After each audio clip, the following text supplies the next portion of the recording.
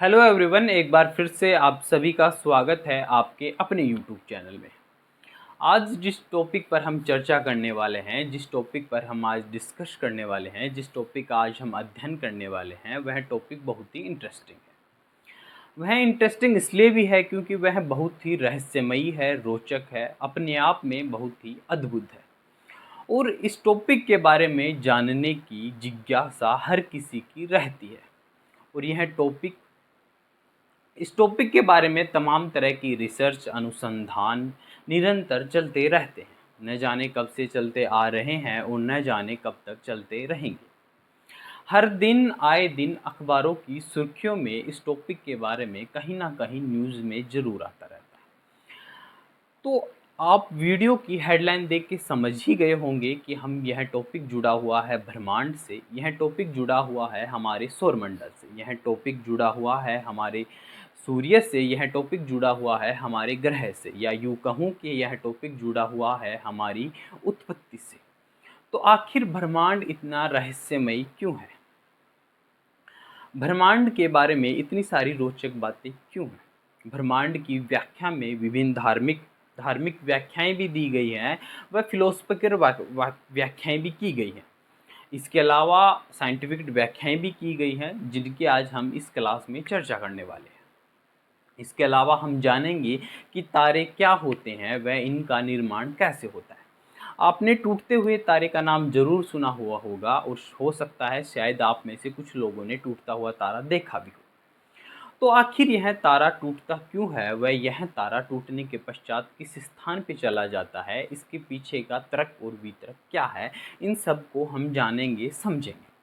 तो आज की क्लास जो है वो हमारी ब्रह्मांड से जुड़ी हुई है, इसकी उत्पत्ति से जुड़ी हुई है, इसका निर्माण कैसे हुआ, हमारे सौरमंडल का निर्माण कैसे हुआ, तारों का निर्माण कैसे हुआ, इन सभी चीज़ों को समझने की, जानने की हम कोशिश करेंगे। तो कौन कौन सी वो बातें हैं जिनकी आज की क्लास में हम डिस्कस करने वाले हैं। सबसे पहले हम बात करेंगे संकल्पना की, ब्रह्मांड से संबंधित संकल्पना की। इसके अलावा हम बात करेंगे विभिन्न सिद्धांत जो व्याख्या करते हैं कि ब्रह्मांड की उत्पत्ति कैसे हुई। हम जानेंगे तारे क्या होते हैं, निहारिका क्या होती है। इसके अलावा आकाश गंगाएं क्या होती है, न्यूट्रिनो क्या होता है, ग्रेविटेशनल वेव क्या होती हैं, ग्रह क्या होती हैं, इनसे उत्पत्ति कैसे हुई। ब्लैक होल क्या होता है, ब्लैक होल से संबंधित व्याख्याओं की चर्चा करेंगे हम। सूर्य पे चर्चा करेंगे, इसका निर्माण, इसकी उत्पत्ति, इससे संबंधित सभी जानकारियों का हम अध्ययन करेंगे। वास्तव में ब्रह्मांड से संबंधित जो संकल्पनाएं हैं वो दो तरह की हैं। पहली तो पश्चिम ने व्याख्या की है ब्रह्मांड से संबंधित संकल्पना की। दूसरा हमारे भारत ने, या फिर यूँ कहूँ कि भारतीयों ने व्याख्या की है कि ब्रह्मांड क्या होता है। तो पश्चिम की जो मान्यता है, पश्चिम का जो ब्रह्मांड के बारे में जो मानने का नज़रिया था, तो पश्चिम वाले को कहना था कि केवल जो ज्ञात वस्तुएं हैं, यानी जिन वस्तुओं को हमारी इंद्रियों से हम देख सकते हैं, महसूस कर सकते हैं, समझ सकते हैं, केवल वही ब्रह्मांड है। जो कि मैं कहूँगा कि यह अपने आप में बहुत ही अधूरी परिभाषा है।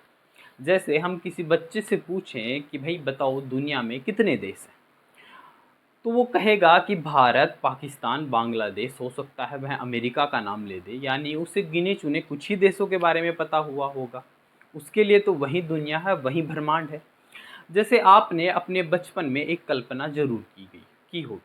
जब हम चारों दिशाओं में चारों ओर देखते हैं तो आप पाएंगे कि एक निश्चित एक बिंदु पे आकाश और पृथ्वी दोनों मिले हुए प्रतीत होते हैं। तो अक्सर आपने बचपन में यह कल्पना की होगी कि ब्रह्मांड का, पृथ्वी का अंतिम छोर केवल वहीं तक है। लेकिन जैसे जैसे हम विकसित हुए, जैसे जैसे हमने ब्रह्मांड के बारे में, पृथ्वी के बारे में जाना, हमारी समझ और बेहतर होती चली गई। तो वैसे ही इस टॉपिक से संबंधित है, कहीं ना कहीं यह परिभाषा भी उसी बचपना पन की है कि केवल ज्ञात वस्तु ही हम देख सकते हैं। इसमें एक कमी और है, यह जो है वो भविष्य में यह रिसर्च को बढ़ावा नहीं दे सकता, क्योंकि ये इसकी परिभाषा सीमित है। इसके पश्चिम की परिभाषा के अनुसार केवल ज्ञात वस्तुएं ही ब्रह्मांड है, यानी कि जिन वस्तुओं के बारे में अब हम जानते हैं या फिर हम जानेंगे भविष्य में, वो ब्रह्मांड नहीं हो सकती। तो पश्चिम की जो परिभाषा है वो अपने आप में हास्यास्पद है। भारत की चूंकि पश्चिम वाले जहाँ से व्याख्याएं करना शुरू करते हैं, हमारे भारत ने वे व्याख्याएं आज से 500 साल पहले ही कर चुके हैं, जैसा कि हम लोग तर्क भी देते हैं। तो भारतीयों का मानना है कि ज्ञात प्लस अज्ञात वस्तुएं क्या है, ब्रह्मांड है। यानी वे सभी वस्तुएं जिनके बारे में हमें जानकारी है या जिन वस्तुओं के बारे में हम भविष्य में जान जाएंगे, जान चुके हैं, वे सभी क्या है, ब्रह्मांड है। तो भारतीयों की जो परिभाषा है वो अपने आप में परिपूर्ण है। प्रारंभ में दार्शनिकों ने आधार पे अपनी अपनी कल्पनाएं की गई ब्रह्मांड से संबंधित, कि ब्रह्मांड कैसा है, क्या होता है, कैसे बनता है। इस आधार पे जो दार्शनिक जो आधार पे ब्रह्मांड की व्याख्या की गई थी, वो अपने आप में अधूरी थी, अतार्किक थी, उनके पीछे रीजन नहीं था। और आप सभी जानते हो, विज्ञान में जब कारण ना हो तो वैज्ञानिक तौर पे उसकी व्याख्या नहीं की जा सकती। तार्किक तौर पे तभी व्याख्या की जा सकती है जब उसके पीछे का हमारे पास रीजन मौजूद हो। अगर रीजन नहीं है, कारण नहीं है, तो वैज्ञानिक तौर पे हम कहेंगे कि यह बात जो है तार्किक तौर पे बेशक तार्किक हो सकती है, पर वैज्ञानिक तौर पे वह अवैज्ञानिक होगी जब कारण मौजूद ना हो। तो विभिन्न दार्शनिकों ने व्याख्या की, जैसे आपने अपनी क्लास में छोटे बचपन में आपने अक्सर सुना हुआ होगा कि पृथ्वी जो है वो बैल के सींग पे टिकी हुई है। अब सवाल उठता है कि ठीक है, पृथ्वी तो टिकी हुई है, बट पृथ्वी, वो बैल कहाँ टिका हुआ।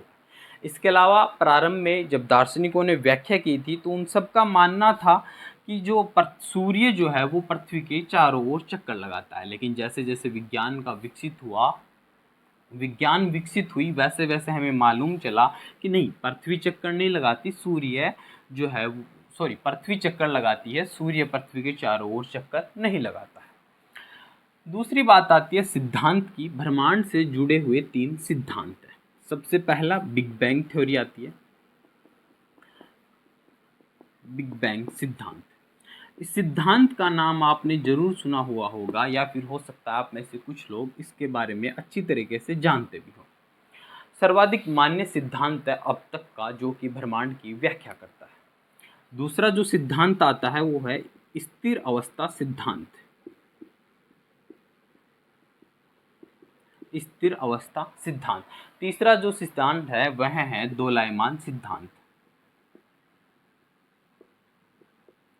दोलायमान सिद्धांत या कहूँ तो देखो, सबसे पहले हम बात करते हैं बिग बैंग सिद्धांत की, कि बिग बैंग सिद्धांत क्या है।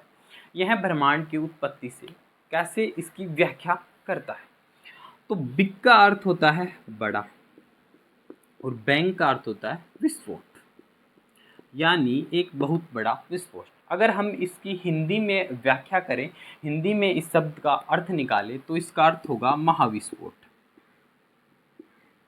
महाविस्फोट,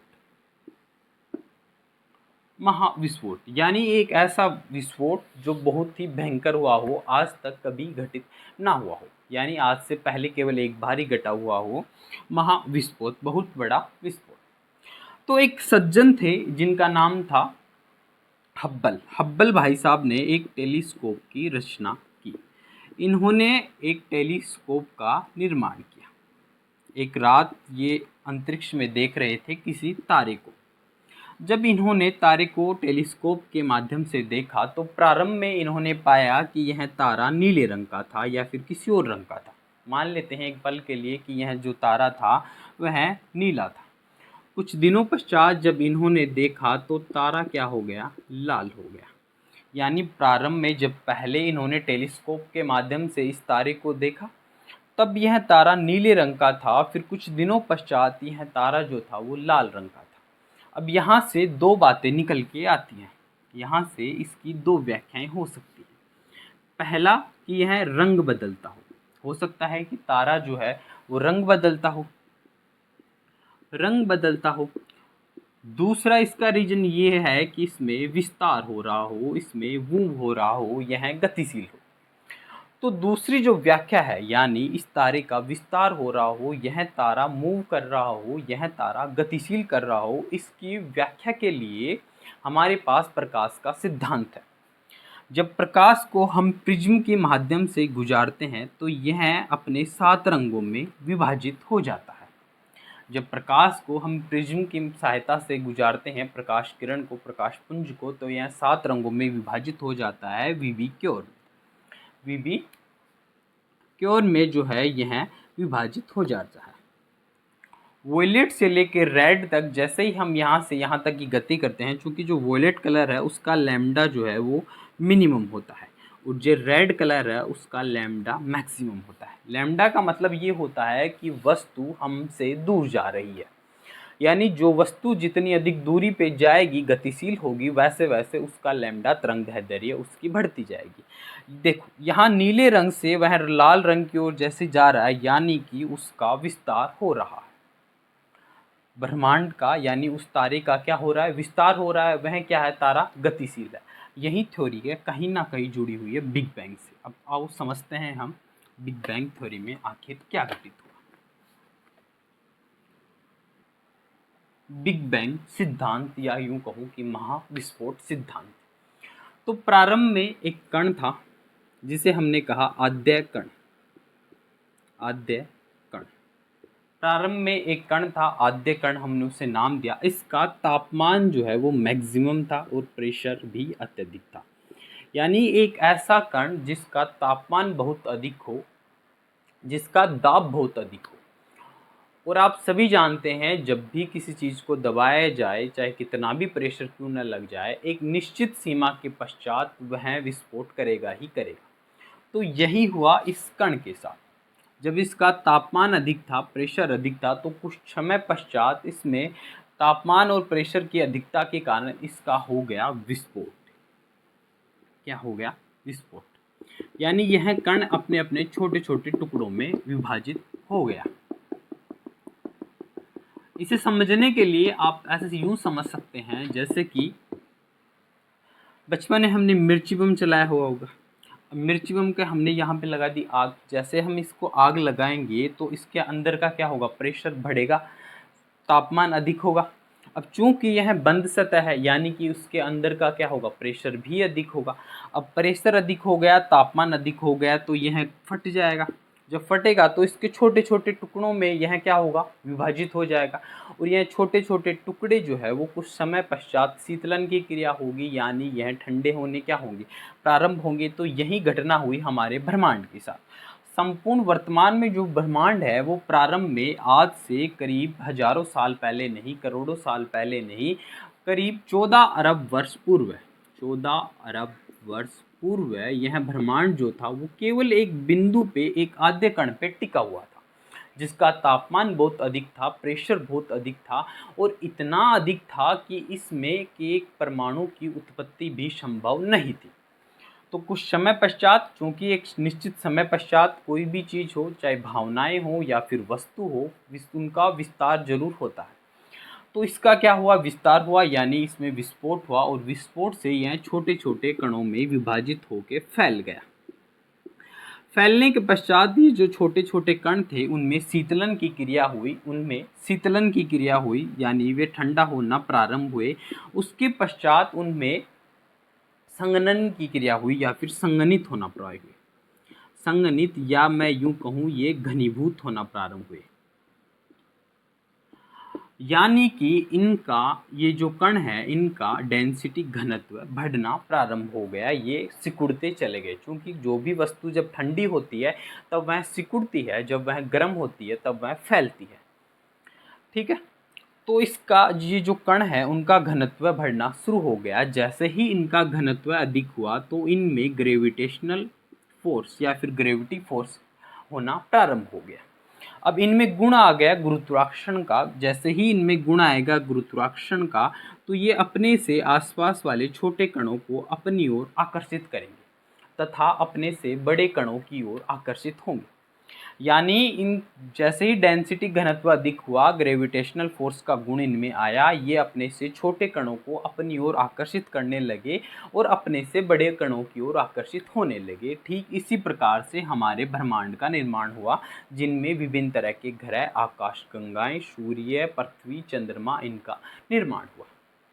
जब ब्रह्मांड का विस्तार हुआ, यानी जैसे ही ब्रह्मांड पर फटा, तो कुछ समय पश्चात यह घटना है 1 मिलियन सेकंड में हुई। और 1 मिलियन सेकंड में ये जो कण है वो करीब लाखों किलोमीटर की यात्राएं कर चुके थे। तो ब्रह्मांड के ठीक पश्चात, यानी इस महाविस्फोट के ठीक पश्चात, चारों ओर अंधेरा छा गया, जिसे हम कहते हैं डार्क एज। डार्क एज इसलिए भी कहते हैं क्योंकि यहाँ चारों ओर अंधेरा छा गया था। वह इसलिए भी कहते हैं क्योंकि हमारे बारे में इस घटना में, यानी इस समय में ब्रह्मांड में कौन कौन सी घटनाएं घटित हुई, यह कैसे हुआ, क्यों हुआ, इससे संबंधित हमारे पास अभी तक कोई भी जानकारी नहीं है। इस कारण से हम इसे कहते हैं डार्क एज। ठीक है। और यह पूरा जो प्रोसेस हो रहा था, कणों का निर्माण हो रहा था, विभिन्न तरह के ग्रह, मंदाकिनी, आकाशगंगाएं बन रही थी, वह 400 मिलियन ईयर में घटित हुआ। ठीक। अगर मैं हमारे पृथ्वी के सौरमंडल का ये जो डायग्राम है ना, ये बिग बैंग थ्योरी से संबंधित है। यानी हमारे ब्रह्मांड का निर्माण शंकु आकार आकृति से कुछ इस तरीके से फैलता हुआ जा रहा है, फैलता हुआ जा रहा है। तो ये जो डायग्राम है वह ब्रह्मांड को समझने के लिए, इसकी व्याख्या के लिए बिग बैंग सिद्धांत से संबंधित है। ठीक। अब अगर मैं बात करूं कि सबसे पहले निर्माण किसका हुआ, तो सबसे पहले मंदाकिनी, जो कि हमारी आकाश गंगा है, उसका निर्माण हुआ। यानी सबसे पहले आकाश गंगा का निर्माण हुआ, तत्पश्चात सूर्य का निर्माण हुआ, सूर्य के पश्चात पृथ्वी का, या यूं कहूं कि ग्रह का निर्माण हुआ, फिर हमारे चंद्रमा का निर्माण हुआ। यानी कि ओवरऑल संपूर्ण ब्रह्मांड के कंटेक्स्ट में अगर हम बात करें तो सबसे पहले आकाश गंगाओं का निर्माण हुआ होगा, क्योंकि सूर्य एक तारा है, यानी कि फिर तारों का निर्माण हुआ होगा। और तत्पश्चात ग्रह का निर्माण हुआ होगा, और उसके पश्चात उपग्रह, क्षुद्र ग्रह, पुंजल तारा, विभिन्न तरह के पदार्थों का निर्माण हुआ होगा। तो यह था गति से संबंधित, उत्पत्ति से संबंधित इनका कालक्रम। इसके अलावा हम बात करें कि कौन कौन से वो सिद्धांत है जो इसकी व्याख्या करते हैं, तो इसकी समझने के लिए, यानी यह सिद्धांत सही है या नहीं है, इसकी प्रमाण के लिए हमारे पास आता है डॉपलर अभिरक्त सिद्धांत। डॉपलर अभिरक्त, डॉपलर अभिरक्त विस्थापन सिद्धांत। डॉपलर अभिरक्त विस्थापन सिद्धांत, यह जो सिद्धांत है वह बिग बैंग थ्योरी की प्रमाण की व्याख्या करता है। इसके अलावा ब्रह्मांड चूंकि लगातार इसका विस्तार हो रहा है, यह लगातार गतिशील है। तो एक वर्तमान में एक साइंटिस्ट थे स्टीफन हॉकिंस, आपने नाम जरूर सुना होगा स्टीफन हॉकिंस का। इन्होंने अपनी बुक महाविस्फोट में, या फिर सुपर यूनिवर्स में, महाब्रह्मांड सुपर यूनिवर्स में ब्रह्मांड से उत्पत्ति के संबंधित विभिन्न व्याख्याएं की है। उन्होंने बताया है कि वर्तमान में भी ब्रह्मांड जो है महाब्रह्मांड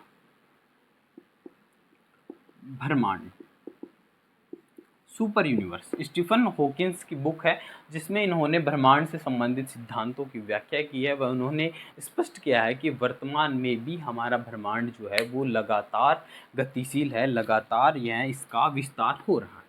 इसके अलावा ब्रह्मांड की उत्पत्ति से संबंधित दो सिद्धांत और आते हैं, जिनमें एक स्थिर अवस्था सिद्धांत है व दूसरा दोलायमान सिद्धांत है। तो जो दूसरा सिद्धांत है वहाँ आता है स्थिर अवस्था सिद्धांत। राइट। अब देखो नाम से ही समझ में आ रहा है कि यानी स्थिर होगा। अब इन भाई साहब से हमने पूछा इनको, जिन्होंने इनकी व्याख्या की है कि भाई बताओ ब्रह्मांड का विस्तार हो रहा है कि नहीं, तो उन्होंने कहा कि यार ब्रह्मांड का विस्तार नहीं हो रहा, यानी ब्रह्मांड का विस्तार नहीं हो रहा। ब्रह्मांड जो है वह स्थिर है। क्या है? ब्रह्मांड जो है वो स्थिर है। तो इन्होंने कहा गया है कि भाई अच्छा, जो बिग बैंग थ्योरी लेमेत्रे ने दी थी वो झूठी है, डॉपलर अभिरक्त विस्थापन सिद्धांत क्या झूठा है, इसके अलावा हब्बल टेलीस्कोप से जो व्याख्या की गई थी क्या वह झूठी है? बोला नहीं, ऐसा कुछ नहीं है। मैंने ये कब कहा कि वो सब झूठे हैं? मैंने तो सिर्फ इतना कहा है कि ब्रह्मांड जो है वो स्थिर है। तो बताओ कैसे है? तो इन्होंने कहा कि ये जो है, मान लो सपोज दैट कि ये हमारा ब्रह्मांड है। अब इसमें से कोई कण जो है वो इस यूनिवर्स के बाउंड्री के जैसे ही बाहर जाएगा वैसे ही यह नष्ट हो जाएगा, और जितनी मात्रा में यह बाहर जाएगा उतनी ही मात्रा में एक नया पदार्थ का, नए कण का निर्माण हो जाएगा। यानी नष्ट हो रहा है और निर्माण हो रहा है। नष्ट यानी विनिष्ट हो रहा है, नष्ट हो रहा है, उतनी ही मात्रा में नए पदार्थ का निर्माण हो रहा है, यानी कि ब्रह्मांड जो है वो स्थिर है। ये व्याख्या की थी स्थिर अवस्था सिद्धांत। सेकंड जो थ्योरी आती है वह आता है दोलायमान सिद्धांत। दोलायमान सिद्धांत। अब इन्होंने जो ब्रह्मांड की व्याख्या की, इनसे पूछा गया कि बताओ भाई, तुम बताओ ब्रह्मांड क्या है। तो इन्होंने कहा कि ब्रह्मांड विस्थापित भी होता है, यानी गतिशील भी है। एक निश्चित बिंदु से ब्रह्मांड का क्या होगा, विस्थापन होगा, फिर पुनः वह सिकुड़ेगा। यानी ब्रह्मांड फैलता है, फैलता भी है और सिकुड़ता भी है। यानी ब्रह्मांड का फैलता भी है और ब्रह्मांड जो है वो सिकुड़ता भी है। तो इन्होंने व्याख्या की, सपोज दैट यह हमारा ब्रह्मांड है, यह एक निश्चित बिंदु से गति करेगा, फिर पुनः इसी बिंदु से वापस जो है वो अपनी रिकवरी करेगा। यानी ब्रह्मांड फैलेगा भी और ब्रह्मांड सिकुड़ेगा भी। यह व्याख्या की दोलायमान सिद्धांत। इसको समझने के लिए, जैसे आपने बचपन में एक बॉल आती थी जिसके स्टेबल यानी रबड़ का फीता हुआ लगा हुआ था, डोर लगी हुई थी, जैसे ही हम उसे ऐसे प्रेस करते थे, जैसे फोर्स लगाते थे, तो वह आगे जाती थी और पुनः वापस वह जो थी वो हमारे हाथ की ओर गति करती थी, कुछ इस तरीके से। तो यह सिद्धांत उसी तरीका से है। यानी ब्रह्मांड में एक फोर्स लगा निश्चित, वह कुछ दूरी तक गई और फिर पुनः उस दूरी से वापस अपने बिंदु पे आ गई। यह घटना घटित होती है करीब 20 बिलियन ईयर में। यानी 20 बिलियन ईयर में जो दोलायमान सिद्धांत है वो कहता है कि 20 बिलियन ईयर तक ब्रह्मांड का विस्तार होगा, फिर पश्चात 20 बिलियन ईयर पश्चात पुनः 20 बिलियन तक इसका जो है वो सिकुड़न होगा। तो यह थी ब्रह्मांड से उत्पत्ति सिद्धांतों की व्याख्या। थोड़ा सा हम समझ लेते हैं निहारिका क्या होती है, आकाश गंगाएं क्या होती है। तो देखो, बात करते हैं हम आकाश गंगा की कि क्या होती है। तो आकाश गंगाएं जैसे कि विभिन्न तरह के ग्रह, धूम्रकेतु, सूर्य, सौरमंडल, उपग्रह, इन सभी का समूह जहाँ विराजमान होता है उसे ही हम कहते हैं आकाश गंगा। यानी आकाश गंगा में धूम्रकेतु होंगे, ग्रह होंगे, सूर्य होंगे, उपग्रह होंगे, उन धूल के कण होंगे, आदि सभी से मिलकर क्या बनेगी, आकाश गंगाएं। आकाश गंगाएं आकार के आधार पे, या आकार के आधार पे मैं कहूँ कि भुजाओं के आधार पे, ये 3 प्रकार की होती हैं। एक तो होती है एक भुजा वाली आकाश गंगा, दूसरी होती है द्विभुजा या फिर 2 भुजा की आकाश गंगा, और तीसरी होती है 3 भुजा वाली आकाश गंगा। सर्वाधिक मात्रा में जो आकाश गंगा वह द्विभुजा यानी 2 भुजा वाली आकाश गंगा जो होती है वो सर्वाधिक मात्रा में होती है। हमारी निहारिका, हमारी आकाश गंगा दूध मेखला, वह भी क्या है, 2 भुजाओं वाली आकाश गंगा। इसके अलावा आकार के आधार पे भी यह 2 प्रकार की होती है। एक तो जो होती है वह होती है सर्पिलाकार, यानी सर्पिलाकार आकृति की जो आकाश गंगा है वह जो है वो एक तो होती है सर्पिलाकार आकृति की आकाश गंगा, कुछ इस तरीके से। अब इसकी चूंकि 2 भुजा हैं इसलिए 2 भुजा आ गई, अगर 3 होती तो कुछ इस तरीके से आती।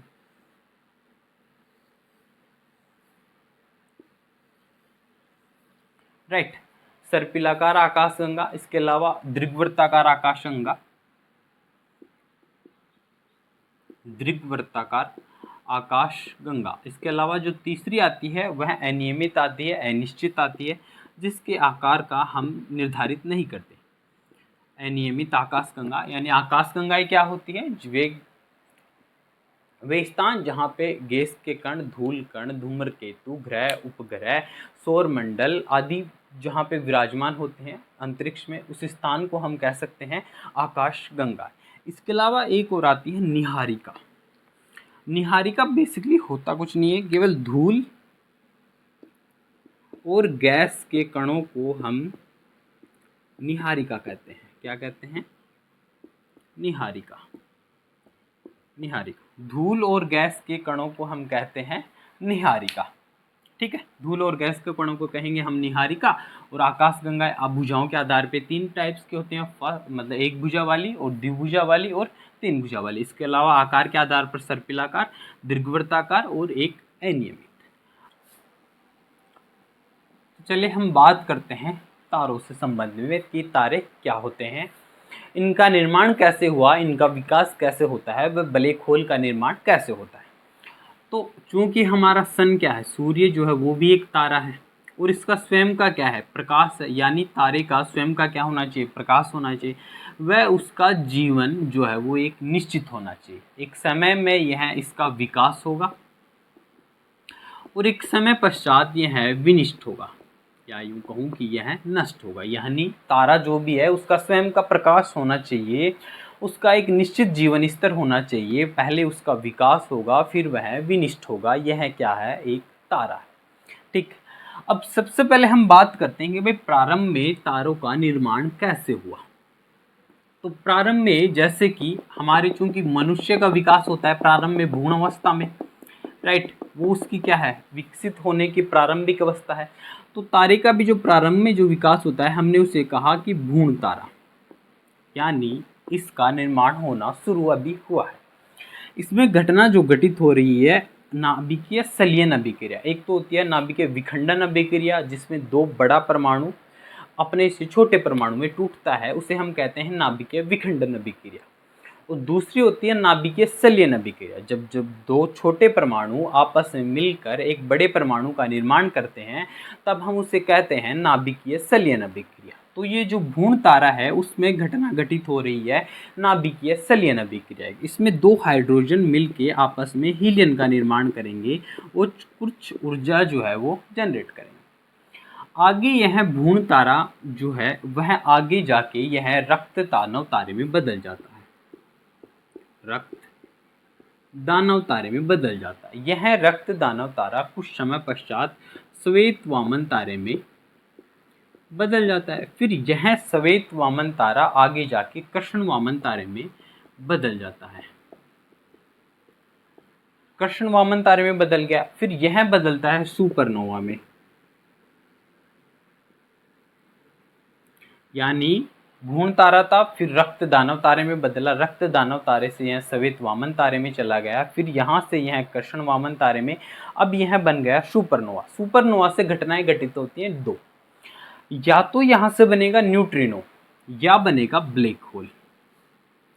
या तो यहाँ से बनेगा न्यूट्रिनो या बनेगा ब्लैक होल। सवाल आता है कि कब तो ब्लैक होल बनेगा और कब न्यूट्रिनो बनेगा।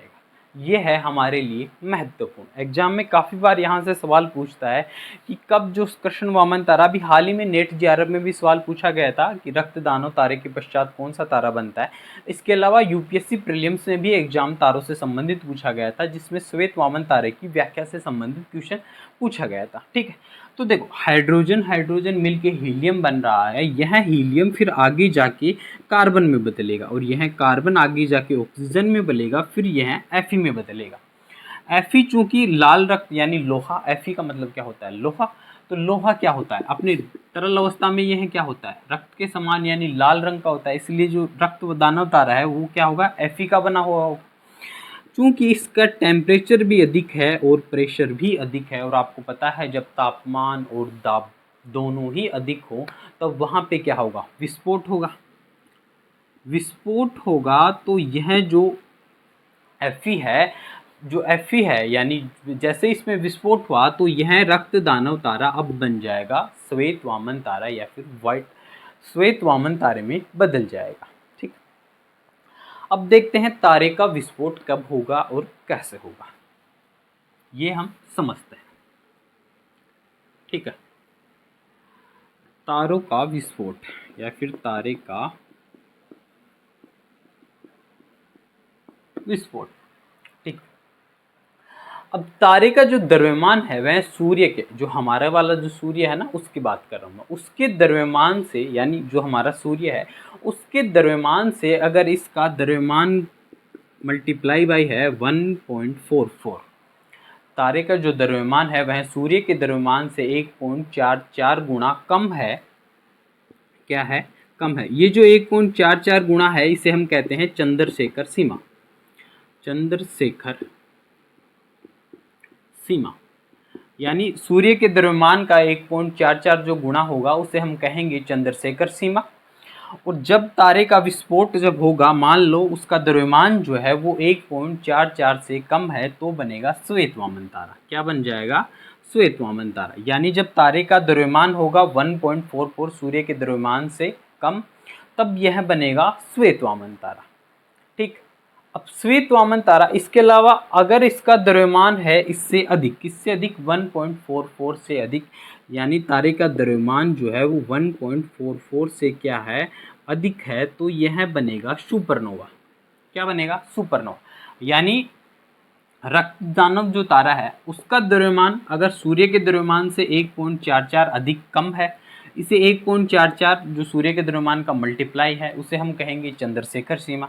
अगर इससे कम है तो श्वेत वामन तारा, और अगर इससे अधिक है, कितना अधिक है? 0.144, तब बनेगा सुपरनोवा। अब इस सुपरनोवा से घटनाएं घटित हो रही हैं, तो या तो न्यूट्रिनो बनेगा या फिर ब्लैक होल बनेगा। या तो अगर द्रव्यमान गुणा में 3 से क्या है? कम, यानी सूर्य के द्रव्यमान से उसका तारे का सुपरनोवा का द्रव्यमान 3 गुना कम है, तब बनेगा न्यूट्रिनो। और अगर इसका द्रव्यमान जो है वो सूर्य के द्रव्यमान के 3 गुना से अधिक है, तब बनेगा ब्लैक होल। ब्लैक होल से संबंधित अभी वर्तमान में 2019 में 1 अप्रैल 2019 को एक telescope, even horizontal telescope EHT, even horizontal telescope के माध्यम से ब्लैक होल की प्रथम पिक्चर प्रकाशित की गई थी। बीच में जो स्थान होता है वो बिल्कुल ब्लैक होता है, जहाँ पे मतलब किसी भी अगर कोई कण चला गया, यहाँ तक कि इलेक्ट्रॉन प्रोटॉन भी चले गए तो वो भी पूर्णतः समाहित हो जाएंगे। वहाँ पे प्रकाश का कण भी अगर चला गया तो उसको भी वापस आने की इजाज़त नहीं है। जबकि इसका बाहर का जो हिस्सा है, जो बाउंड्री है, वह चमकती रहती है, यानी रंगीन होती है। ये ब्लैक होल की रिंग ऑफ ब्लैक होल कहते हैं इसे। ठीक है, जो कि ब्लैक होल के चारों ओर लाल रंग की रिंग है। आप पिक्चर निकाल के देखना यूट्यूब उस पे गूगल पे जाके देखना ब्लैक होल की पिक्चर। प्रारंभ में बीच वाला जो स्थान है वो बिल्कुल ब्लैक हो रहता है, जबकि बाहरी जो हिस्सा है वो चमकीला होता है। तो हमने बात की तारे का, सबसे पहले क्या होगा? भ्रूण तारा। इसमें संलयन अभिक्रिया होगी, हाइड्रोजन हाइड्रोजन मिलकर हीलियम बनाएंगे, फिर आगे ऑक्सीजन वगैरह, कार्बन, फिर ऑक्सीजन, फिर से बनेगा Fe को कहेंगे हम रक्त दानव तारा। अब इस रक्त दानव तारे से घटनाएं दो घटित होती हैं। कौन कौन सी? इसमें होगा, चूंकि इसका तापमान अधिक होगा, डेंसिटी अधिक होगी। अगर इसका द्रव्यमान 1.44 सूर्य के द्रव्यमान का 1.44 गुणा है, जिसे हम चंद्रशेखर सीमा कहते हैं, उससे अगर कम है तो यह बन जाएगा श्वेत वामन तारे में। और अगर इसका द्रव्यमान सूर्य के द्रव्यमान से 1.44 है तो यह बन जाएगा सुपरनोवा। सुपरनोवा से फिर दो घटनाएं घटित होंगी, या तो बनेगा न्यूट्रिनो या फिर बनेगा ब्लैक होल। ब्लैक होल कब बनेगा? जब जो सुपरनोवा है उसका द्रव्यमान अगर सूर्य के द्रव्यमान का तिगुना से अधिक है, तब तो बनेगा ब्लैक होल। और अगर सुपरनोवा का द्रव्यमान सूर्य के द्रव्यमान के तिगुना से कम है, तब बनेगा न्यूट्रिनो। तो ये थी हमारे तारों से संबंधित व्याख्या। ठीक है, अब नक्षत्र क्या होते हैं? तारों की ज्यामिति के निश्चितता, यानी कुछ तारे, कुछ जैसे कि आपने सप्तऋषि मंडल सुना हुआ होगा, तो उसकी शेप जो है वो हमेशा निश्चित रहती है। तो कुछ ऐसे तारों से मिलकर हुई आकृतियां जिनकी आकृति क्या है? निश्चित रहती है, उसे हम कहते हैं नक्षत्र। ठीक। अब आती है ग्रेविटेशनल वेव या फिर गुरुत्वाकर्षण तरंगे। ग्रेविटेशनल वेव, गुरुत्वाकर्षण तरंगे क्या होती हैं? गुरुत्वाकर्षण तरंगे तो आइंस्टीन की थ्योरी थी।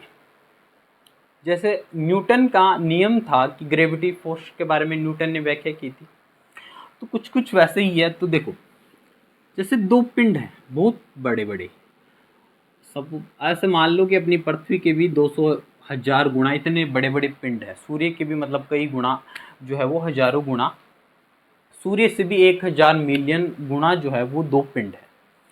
ये पिंड जो है वो चूंकि दोनों में क्या लगेगा? ग्रेविटेशनल फोर्स लगेगा। न्यूटन की व्याख्या के अनुसार ये दो पिंड आपस में आएंगे, तब ये दोनों क्या है? राउंड राउंड घूमना, राउंड शेप में घूमना प्रारंभ होंगे। दोनों एक दूसरे के चक्कर लगाना प्रारंभ करेंगे। कुछ समय पश्चात धीरे धीरे ये दोनों पिंड एक दूसरे में समाहित हो जाएंगे, वह ऊर्जा का भंवर बनेगा। भंवर जैसे कि जल की जो तरंगे होती हैं 3D शेप में, तो वो क्या होते हैं? ऊर्जा का भंवर होता है। जैसे कि ऐसे कुछ इस तरीके से तरंगों की तरह के ऊर्जा का भंवर बनेगा। उस भंवर से उस भंवर से जो ऊर्जा, जो मतलब वेव उत्पन्न होगी, उसे हम कहेंगे गुरुत्वाकर्षण तरंगे, ग्रेविटेशनल वेव। उसे हम कहेंगे ग्रेविटेशनल वेव। 1000 मिलियन सूर्य से अधिक बड़े पिंड जब आपस में टकराएंगे, जब उनसे जो वेव भंवर उत्पन्न होगा, उस ऊर्जा से भी अधिक मात्रा में इसमें ऊर्जा उत्पन्न होगी, उससे बनेंगी क्या बनेगी? Gravitational wave. तो आप समझ सकते हो, अंदाज लगा सकते हो कि मतलब कितनी सॉलिड वाली व्याख्या है, राइट। तो वर्ष 2015 में आइंस्टीन ने थ्योरी ऑफ जनरल रिलेटिविटी में व्याख्या की थी, समय के अंतर को व्याख्या की थी। उनका मानना था, जैसे कि न्यूटन भैया ने कहा था कि भाई जो ग्रेविटेशनल वेव लगता है वो एक पदार्थ अपने दूसरे पदार्थ को अपनी ओर आकर्षित करता है, जैसे कि ये पदार्थ, ये कण है, नीचे जा रहा है, ग्रेविटेशन फोर्स के कारण जा रहा है। जबकि आइंस्टीन ने अपनी जो 2015 में थ्योरी ऑफ जनरल रिलेटिविटी में व्याख्या की थी, तो उनका मानना था कि नहीं, ये जो फोर्स है ना, ग्रेविटेशनल फोर्स, ये कोई फोर्स नहीं है, अपितु यह दो पिंडों के, अब चूंकि दो पिंड आपस में जैसे ही टकरा रहे हैं तो उनके समय में टाइम में डिफरेंट होगा।